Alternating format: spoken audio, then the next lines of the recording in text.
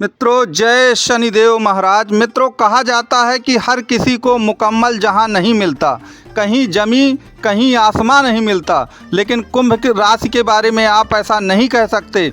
इसमें जहां आसमान की मुकम्मल आपको सफलता मिलेगी, बुलंदियां मिलेंगी, वहीं ज़मीन से निकलने वाले हर प्रकार के कीमती रत्न, जवाहरात और कोहिनूर हीरा भी मिलेगा। अब ये सब कुछ कैसे होगा इस राशि में, आप ये सब कैसे पाएंगे, उसके लिए आप ये पूरा वीडियो ज़रूर देखिए। निश्चित तौर पर आपको इससे लाभ होगा। और ज्योतिष से संबंधित या रत्न, यंत्र, वास्तु से संबंधित आपको कोई भी जानकारी मिले तो नंबर दिया गया है, आप कॉल भी कर सकते हैं, व्हाट्सअप भी कर सकते हैं, चार्जेज लागू रहेगा। तो मित्रों, ऐसा क्या है कुंभ राशि में कि यह वास्तव में सबसे ज़्यादा बलशाली और कुल मिलाकर के आप कह सकते हैं कि 12 जो राशियां होती हैं उनमें सबसे ज़्यादा सर्वश्रेष्ठ राशि है। तो वास्तव में ऐसा क्या है? तो देखिए, पहली चीज़ आप याद रखिएगा कि काल पुरुष की कुंडली में 12 भाव होते हैं। अब 11वें भाव की ये राशि है और 11वां भाव काल पुरुष की कुंडली का अंतिम सर्वश्रेष्ठ भाव होता है। अब ये सर्वश्रेष्ठ भाव क्यों होता है? आप कहेंगे कि नहीं, लग्न तो सर्वश्रेष्ठ है, कोई कहेगा कि भाग्य सर्वश्रेष्ठ है 9वां भाव, कोई कहेगा 5वां भाव सर्वश्रेष्ठ है, फिर बाकी लोग कह दें कि नहीं, धन भाव तो सबसे ज़्यादा सर्वश्रेष्ठ है, क्योंकि धन जो है उसके बिना तो कुछ होने ही वाला नहीं है इस दुनिया में। लेकिन ऐसा नहीं है। आपका जो ये 11वां भाव है ना, ये इनकम का भाव तो है ही, तो धन की तो बात ही छोड़ दीजिए, क्योंकि बिना इनकम के धन नहीं होता। शुरुआत तो इनकम से ही होती है। और जो 11वां भाव है वह आपकी सभी प्रकार की जो खुशियां हैं, आपकी अभिलाषाएं हैं, इच्छाएं हैं, मनोकामनाएं हैं, उन सब की पूर्ति का भाव होता है 11वां। और हम लोग इस दुनिया में क्यों जीते हैं? हमारी कोई ना कोई अभिलाषा या इच्छा या मनोकामना तो है ही, और जब वह पूर्ण होती है तभी हमें मन से खुशी मिलती है। तो याद रखिए, यह मानसिक सुख का भी घर है, यह धन का भी घर है, यह आध्यात्मिक ऊंचाइयों का भी घर है, यह भौतिक ऊंचाइयों का भी घर है। तो यह भाव जो 11वां भाव होता है, अर्थात कुंभ राशि जो होती है, इसीलिए उसे सर्वश्रेष्ठ राशि कही जाती है। अब अगर आपने अपनी कुंडली में कुंभ राशि अर्थात 11वें भाव को एक्टिव कर दिया, अगर आपने 11वें भाव को एक्टिव कर दिया तो याद रखिए आपके पास दुनिया की सभी खुशियां आ जाएंगी। अब आप कहेंगे कि महाराज वो तो ठीक है, लेकिन इसे एक्टिव कैसे करेंगे? तो देखिए, एक दो बातें तो मैं आपको बताए देता हूं। पूरा विस्तार से चर्चा करने पर वीडियो बहुत लंबा हो जाएगा। तो देखिए, जो आपकी कुंभ राशि है ना, ये रहस्य की राशि है। आप ये चित्र देख रहे हैं, इसमें क्या है? एक व्यक्ति कुछ फेंक रहा है पानी जैसा, याद रखिए उसे अमृत की धारा कहा गई है। तो वास्तव में इस घड़े में, मटके में क्या है, वह अपने आप में ही एक मिस्ट्री है। और इस राशि पर राहु का बहुत ज़्यादा प्रभाव है, तो राहु अपने आप में एक रहस्य है। तो याद रखिए, इस राशि के लोग रहस्यात्मक होते हैं, अर्थात अपने मन की बात कभी दूसरों को बताते नहीं हैं।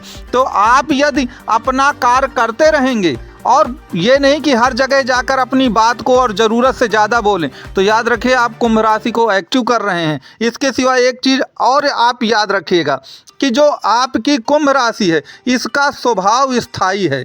अर्थात 3 प्रकार के स्वभाव होते हैं, आपने देखा होगा, चर, स्थिर और द्वि स्वभाव। तो यह स्थिर स्वभाव वाली राशि है। ऐसा नहीं है कि आज यहाँ कार्य किया, उस पर हम टिके नहीं, फिर दूसरी जगह गए, वहाँ पर भी कुछ दिन कुछ किया, फिर टिके नहीं। तो अगर आप में स्थिरता नहीं है तो आप इसे एक्टिव नहीं कर पाएंगे। तो आप स्थिर स्वभाव वाले बनिए।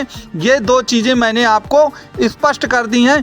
और भी बहुत सारी चीज़ें हैं जिससे आप इस भाव को जागृत कर सकते हैं, कुंभ राशि को जागृत कर सकते हैं। उसके लिए आप कांटेक्ट कर सकते हैं। अब यहाँ पर एक चीज़ और याद रखिए, जैसा आप ये डायग्राम देख रहे हैं, कुंभ राशि का चार्ट को देख रहे हैं, याद रखिएगा कि जिस कुंडली में एक ही ग्रह आपके केंद्र और त्रिकोण दोनों का स्वामी होता है, वह उस कुंडली में राजयोग बनाता है। और आप अगर देखें तो शुक्र जो है वह आपके चतुर्थ भाव का भी कुंभ राशि में स्वामी होता है, आप देखें चतुर्थ भाव पर 2 नंबर लिखा है, ठीक है, और आपके भाग्य भाव का भी स्वामी होता है जहां 7 नंबर लिखा है। तो कहने का तात्पर्य यह है कि कुंभ लग्न या कुंभ राशि में शुक्र योगकारी ग्रह होता है। अब अगर एक ही ग्रह योगकारी है तो वह राजयोग का निर्माण करता है। अब आप कहेंगे कि नहीं पंडित जी, इस तरह अगर कुंभ राशि सर्वश्रेष्ठ है और एक ही ग्रह जो है वह केंद्र और त्रिकोण का स्वामी है, तो ये काम तो वृष लग्न या वृष राशि या आपका तुला लग्न और तुला राशि की कुंडलियों में भी शनि योगकारी होता है। या आप कहेंगे कि नहीं, सिंह राशि या सिंह लग्न की कुंडली में मंगल भी केंद्र और त्रिकोण का स्वामी होता है, तो वह सर्वश्रेष्ठ क्यों नहीं है? तो यहाँ पर एक चीज़ आप ध्यान खोल के सुनिए इसको कुल मिला के, कि एक चीज़ ये याद रखिएगा कि शनि अगर वृष और तुला में योगकारी है तो देखिए कहते हैं कि जो व्यक्ति का मूल स्वभाव होता है वो कभी नहीं जाता। अब शनि का मूल स्वभाव क्या है? शनि का मूल स्वभाव भोग विलास और ऐशो आराम और धन ऐश्वर्य नहीं है। उसका मूल स्वभाव है व्याधियाँ, परेशानियाँ, अकस्मात, कुल मिलाकर कोई अड़चन पैदा करना, दुख देना, ये शनि का मूल स्वभाव है। तो अगर वो योगकारी हैं तो आपको सब कुछ दे तो देंगे, लेकिन उसके पहले आपको अच्छा खासा स्ट्रगल करना पड़ेगा, अच्छा खासा आपको संघर्ष करना पड़ेगा। इसलिए आप उनकी तुलना शुक्र से मत करें।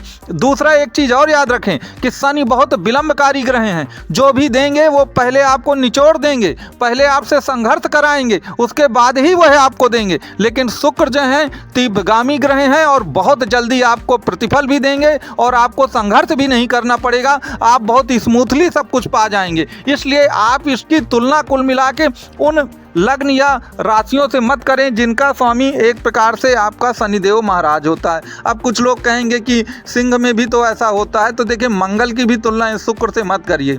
मंगल सम्मान और स्वाभिमान आपको खूब दे देंगे, ताकतवर बना देंगे, लेकिन ये सुख भोग ऐश्वर्य अगर आपको प्राप्त करना है तो आपको शुक्र की ओर ही जाना पड़ेगा।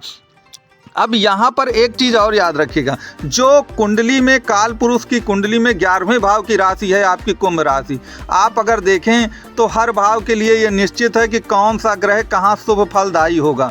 लेकिन 11वें भाव में कोई भी ग्रह बैठे, हर ग्रह को के लिए ये शुभ स्थान है। हर ग्रह अपने आप को मानता है कि कम से कम एक बार उसे 11वें भाव में बैठने का मौका मिल जाए। इसी से आप जान सकते हैं कि यह जो राशि होती है यह कितनी भाग्यशाली राशि होती है। इसी से आप इसका पता लगा सकते हैं। अब एक चीज़ और याद रखिएगा कि शनिदेव इसके स्वामी हैं और शनिदेव को एक प्रकार से कि विषय का विशेषज्ञ कहा गया है। तो अगर आपकी राशि कुंभ राशि है तो याद रखिएगा एक ही काम पर जाइए और उस काम में आप उस चीज़ में विशेषज्ञ बनने की कोशिश करिए, आपकी किस्मत पलट जाएगी। इसीलिए इस राशि पर ना तो सन की 7.5 का उस तरह प्रभाव पड़ता है जिस तरह का प्रभाव आपके मकर राशि में पड़ता है। मकर राशि के लोग सन की 7.5 में अच्छा खासा अड़चने और दुख झेलते हैं, जबकि कुंभ राशि में ये सब कुछ नहीं होता है। कुंभ राशि के लोग इतने स्ट्रगल नहीं करते हैं। कुल मिलाकर कहने का तात्पर्य ये है कि कुंभ राशि एक सौभाग्यशाली राशि है और अगर आपने इसका सही प्रयोग किया तो आपको दुनिया की सभी खुशियां, चाहे वो कोहिनूर हीरे की तरह की, सब कुछ मिलेगा। तो मित्रों, आपको ये वीडियो कैसा लगा इसके बारे में आप कमेंट बॉक्स में ज़रूर लिखें। और ज्योतिष से संबंधित या कुंडली से संबंधित आपका कोई भी प्रश्न हो तो नंबर दिया गया है। आपको यंत्रों से संबंधित या रत्न से संबंधित, वास्तुशास्त्र से संबंधित कोई जानकारी चाहिए तो दिए गए नंबरों पे आप कांटेक्ट कर सकते हैं। धन्यवाद आपको।